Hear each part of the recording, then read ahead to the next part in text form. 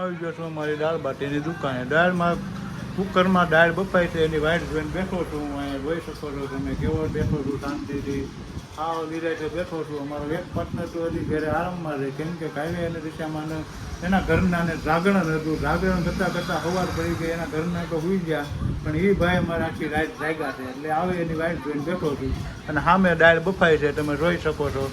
દાળ બફાઈ જાય એટલે અમારે ડાયરેક્ટ દાળ બનાવવાની તૈયારી કરવાની છે, બરોબર છે. દાળ બની જાય પછી બાટી વાળવાની શરૂ કરવાની. આજે છે રવિવાર. રવિવારે મોડો ઉઠ્યો તો 11 વાગે ઉઠ્યો. 11 વાગે ઉઠીને નાહી ધોઈને ગામમાં ગયો. બકાલું પાવભાજીનું લઈ આવ્યો. પાવભાજીનું બકાલું લઈને સીધો ઘરે આવ્યો. ઘરે આવીને પાછો માવો ખાઈને કનૈયા પાનમાં માવો ખાઈને ઉપડો હું ડાયરેક્ટ ધરમદાસ બાપુના મંદિરે જમીન પાછો બી આવ્યો દુકાને આવીને દાળ બાફવા મેકી દીધી છે.